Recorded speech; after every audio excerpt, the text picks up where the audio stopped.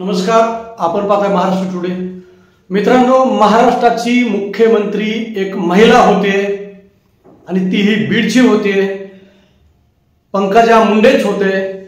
असं जर म्हटलं तर अनेकांना आश्चर्य वाटेल, अनेकांना आनंद होईल, अनेकांना दुःख होईल। पण मित्रांनो, निकाल लागून 8 दिवस झालेले आहेत। अजूनही महाराष्ट्राचा मुख्यमंत्री कोण याचं उत्तर महाराष्ट्राच्या जनतेला अजूनही मिळालेलं नाही। स्पष्ट बहुमत असताना सुद्धा महायुती मुख्यमंत्री पदाचा चेहरा जाहीर करू शकत नाही। अमित शहा आणि मोदी यांच्या सुद्धा नाकी नऊ आलेले आहेत। देवेंद्र फडणवीस महाराष्ट्राचे भाजपचे मोठे नेते आहेत, मुख्यमंत्री पदासाठी सर्वात आघाडीवर आहेत, पण अजूनही पक्षाकडून त्यांचं सुद्धा नाव जाहीर करण्यात येत नाही। त्यामुळे कुठेतरी महाराष्ट्राला नवीन मुख्यमंत्री मिळणार आहे अशी शक्यता आता वर्तवली जात आहे। यामध्ये पंकजा मुंडे यांचं नाव आघाडीवर आहे। पंकजा मुंडे मुख्यमंत्री का होऊ शकतात किंवा त्यांना का मुख्यमंत्री केलं जाऊ शकतं, मुख्यमंत्री आणि पंकजा मुंडे यामध्ये सगळ्यात मोठा अडथळा कोण आहे हे मी तुम्हाला सांगणार आहे। पंकजा मुंडे मुख्यमंत्री झाल्या तर सर्वात जास्त फायदा कोणाला होणार आहे हे मी तुम्हाला सांगणार आहे। पंकजा मुंडे मुख्यमंत्री झाल्या तर काय होऊ शकतं हे मी तुम्हाला सांगणार आहे। पंकजा मुंडे मुख्यमंत्री होण्याची शक्यता किती आहे हे मी तुम्हाला सांगणार आहे। त्यामुळे हा व्हिडिओ शेवटपर्यंत पहा। आपण पाहताय महाराष्ट्र टुडे। मित्रांनो, महाराष्ट्र टुडे चॅनलला सबस्क्राइब केलं नसेल तर विनंती आहे, प्लीज महाराष्ट्र टुडे चॅनलला सबस्क्राइब जरूर करा, कारण आपण सबस्क्राइब चॅनलला केलं तर आम्हाला उत्साह आमचा वाढतो आणि वेगवेगळे विषय घेऊन आपल्यापर्यंत येण्यासाठी आम्ही जास्तीत जास्त प्रयत्न करत असतो। आमचे प्रत्येक व्हिडिओ आपल्यापर्यंत सर्वाधिक लवकर यावेत किंवा सर्वात अगोदर यावेत यासाठी बेल आयकॉनला क्लिक करा, विषय चांगला वाटला तर कमेंट करा आणि हा व्हिडिओ जास्तीत जास्त लोकांपर्यंत शेअर जरूर करा। चला तर मूळ मुद्द्याकडे वळूया। 23 नोव्हेंबरला महाराष्ट्राचा निकाल लागला। महायुतीला स्पष्ट बहुमत मिळालं। 132 जागा भाजप, शिंदे शिवसेना 57 जागा, अजित पवार गट 41 जागा, स्पष्ट बहुमत आहे। विरोधकांचा सुपडा साफ झालेला आहे। पण मात्र मित्रांनो, या सर्व बहुमत असून सुद्धा आतापर्यंत महायुतीचा मुख्यमंत्री, भाजपचा मुख्यमंत्री कोण होईल हे अजूनही उघड झालेलं नाही। तसं नाव सुद्धा जाहीर करण्यात आलेलं नाही।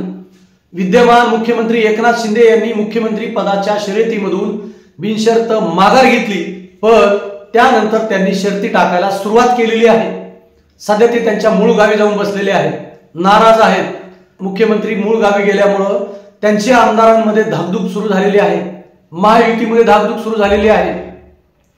अमित शहा यांच्याबरोबर देवेंद्र फडणवीस, एकनाथ शिंदे आणि अजित पवार यांच्या 1-2 बैठका पण झालेल्या आहेत।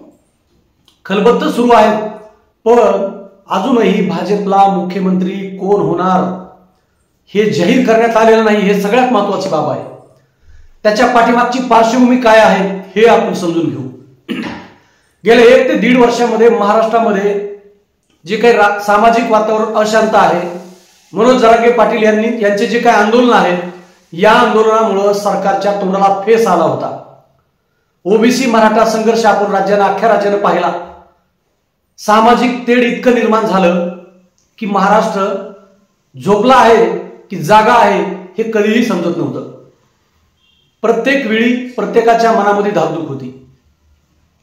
त्यामुळे कुठेतरी एवढं मोठं यश मिळून सुद्धा मुख्यमंत्री करण्यामध्ये मोदी आणि शहा गडबड करत नाही।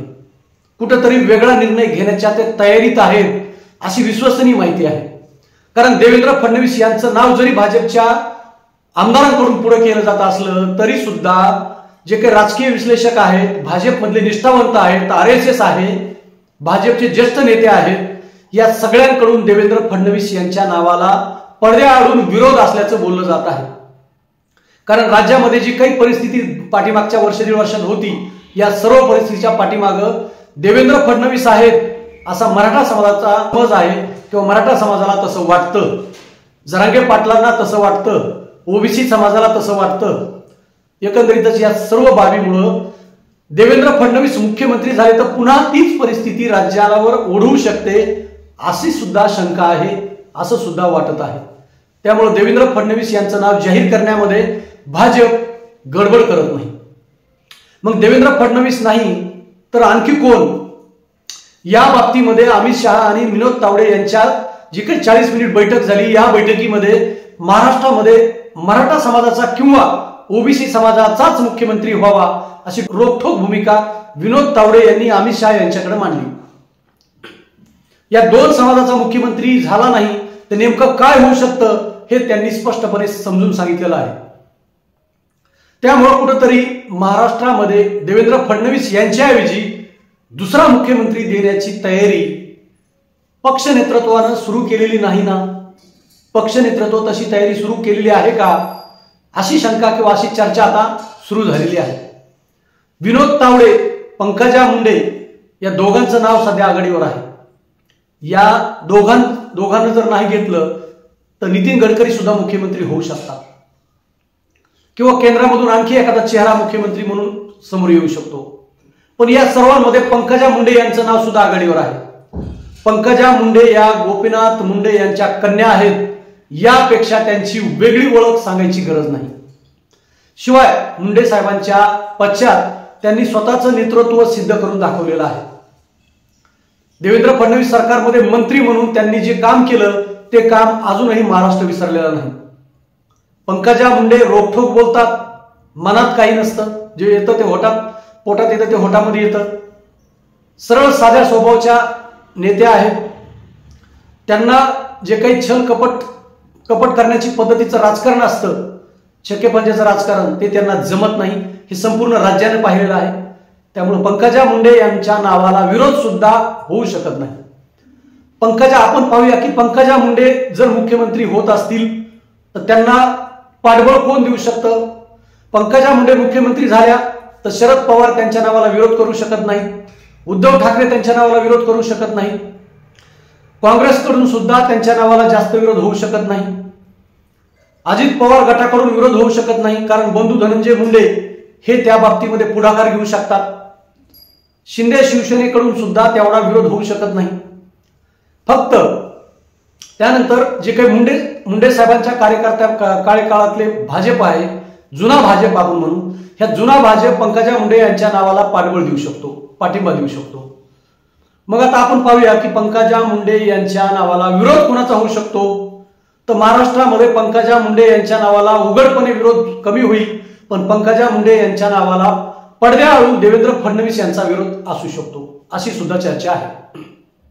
कारण पाठीमागच्या 7-8 वर्षामध्ये जे काही त्या दोघांमध्ये राजकीय वैर आहे किंवा राजकीय संघर्ष झाला, तो संघर्ष पाहता तसं होऊ शकतं असं म्हटलं जात आहे. एकंदरीतच पंकजा मुंडे यांना मराठा समाज सुद्धा विरोध करणार नाही. पंकजा मुंडे यांना मुस्लिम समाज सुद्धा विरोध करणार नाही. पंकजा मुंडे यांच्या नावाला मागासवर्गीय समाज सुद्धा विरोध करणार नाही. आणि पंकजा मुंडे मुख्यमंत्री झाल्या तर राज्यातला ओबीसी, मायक्रो ओबीसी समाज पूर्ण महायुतीच्या आणि भाजपच्या पर्यायाने भाजपच्या बाजूला झुकेल, भाजपच्या पाठीशी राहील.